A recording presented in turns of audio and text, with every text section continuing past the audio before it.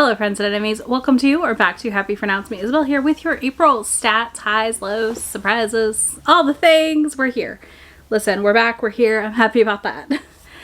I debated this video, but also I thought it would be fun to kind of just compile everything from April into one spot a little bit.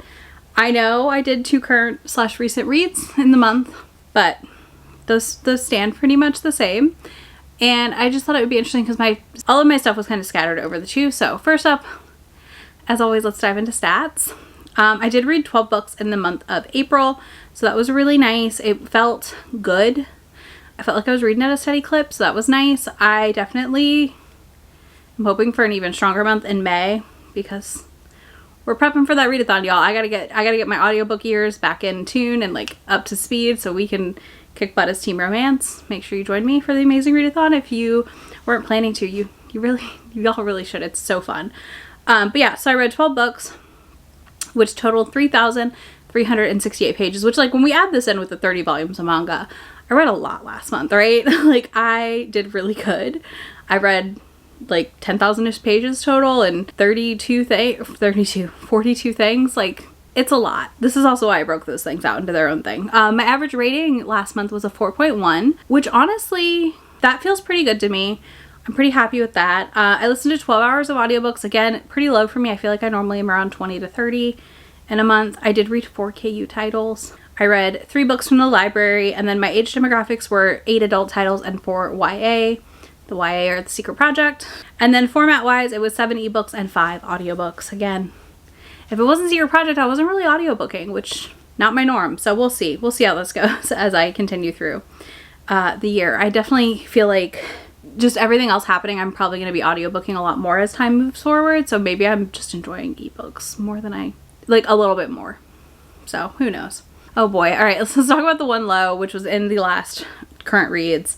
And I'm still, I don't know if it was overhyped for me. I don't know what it was, but this just did not work for me at the end of the day. And that was Ruined, the graphic novel. This is a historical romance graphic novel. I really just feel like the story was not developed enough for the graphic novel. And this happens sometimes with these sort of things where it really could have used more pages or 2 volumes, something. It just needed a little more to the story. I was way more invested in our side characters than I ever was our main characters. I was way more interested in the sapphic girls we had in the background. I felt pretty disconnected between their relationship. Like, we slowly had them getting to know each other, but I think I could have used just a smidge more of that in this. I also think that overall, something was off here. I just don't know what. And I don't know if, honestly, at the end of the day, a lot of it comes down to how much I didn't really enjoy the art style in this.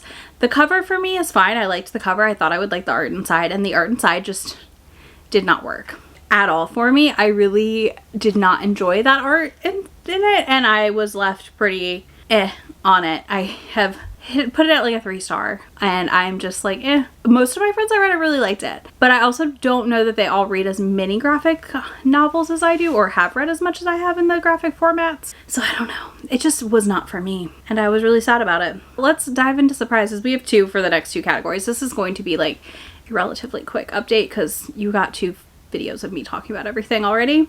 First up, one surprise was Unsteady. This is a college romance about a girl trying to take care of her 2 siblings, keep her ice skating scholarship, like figure skating scholarship, and a hockey player who is recovering from a really bad injury and trauma around that injury. This just really surprised me. I felt like our characters for a hockey college romance were well aged. Like, they acted their age in the book. They didn't feel too young or too old for me. But I also enjoyed the fact of how present of parents we had in our hero's family. Like, they were very there for him and also willing to be there for our heroine. And I don't know, there was something about that I really enjoyed. And I think overall it just was a fun time. I think it had a lot of angst to it that worked for me though. It made sense. It felt realistic angst. It wasn't just like weird contemporary romance angst, which we get sometimes, or like overdone. Like, it made sense. It worked for the story at the end of the day. So yeah, I really enjoyed this. I've still thought about it since finishing it, and I definitely am curious to see what else this author writes in this universe. Then I read my first Steiner, which I finished in like less than 24 hours. I started it that evening on the couch, went to bed, read about 86%-ish, I think is how far I made it. Like I was very close to the end. I was like, I'm too tired, I need to go to sleep. So I went to sleep, woke up the next morning, had my coffee, read that last 14%. I don't even think it ends at 100 technically, but yeah, read that last little chunk and was left so happy. Like literally so happy. I felt like this was like such a good widowed single dad story for me. Kindergarten teacher who already knew the family kind of, and you know, she had her reasons for wanting the job, specifically to pay off her school loans, to take the burden off her mom and grandma. She comes from a family of like scorned women whose men have all left them, and that was really cute. I really liked our third act grovel breakup situation. What happened there was perfect, and the way her grandma and mom reacted to it was great. Like it was really fun. I loved the kid in this, which I don't always love kids in books, but I felt like this one was really good. She felt pretty realistic. She was very growly and like grumpy like her dad, which was really cute. And I also just enjoyed how this was Grumpy Sunshine for sure, don't get me wrong, but it made sense because like she's a kindergarten teacher. Of course she's sunshine. Like, hello. I feel like you have to be a kindergarten teacher kind of. Their tension was there before she ever like became the nanny. And kept working, but also like we built on the tension nicely. I just really enjoyed it. Also, he was a goalie, and I love goalies in a romance. I don't know why. I think it's because they're always a little weird, and I think it's always fun to get the weirder character, and they're weird in real life too. So I guess it all tracks. I feel like you have to be kind of weird to want like a puck pelted at your face. Like this was just so fun. This is my first ever Candy Steiner. I think I would like to read some more of her books. I probably will go back and read the others in this series at some point. I'm not in like a big rush for them, but I definitely see myself revisiting this universe and for sure reading book 4 when that comes out in the fall. Yeah, I just was so surprised. I don't know. Candy Steiner just had never really been on my radar before this. So here we are. All right, let's talk about my highs. My highs for the month. Secret Project has been a high. I'm not going to talk about it too extensively. If you know, you know. And if you don't know, I'm not spoiling it for you here. You can go check the current reads to find out what Secret Project is. Really, really liked Follow Me to the Yew Tree. This was such a good novella. I love a good novella, and I think they're so hard to do. And this was done perfectly, like perfectly. This is a kind of historical paranormal-y novella, little magical twist on it. We have some great chronic illness rep here also, which is fun to read. Fun to get. Chronic illness I don't think I've ever seen in a book before, which is ulcerative colitis. And this was just a really fun way to tell the story. It was enjoyable. Felt just like so refreshing to read. I don't know how else to put it. I definitely want to check out her other books. I just was so surprised by how much I enjoyed this. I shouldn't have been. All my friends liked it. So I should have known that I would also like it, but I don't know. Sometimes you just wonder if you will like a thing or not. We'll see what I think as I continue on into her back catalog at some point, but for now, this is definitely a high and a really good book. Then my last high is God Complex by Darcy Dahlia. This is definitely like one that is not going to be for everyone, right? Like it's a serial killer romance, it's an MMF.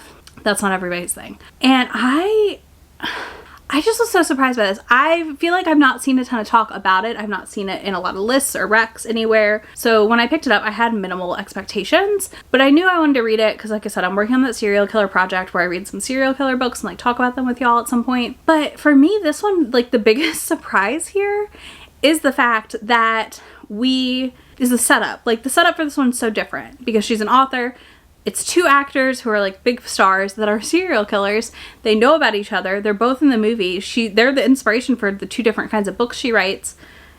She also has this darkness in her that I feel like we're going to get a lot of in book 2.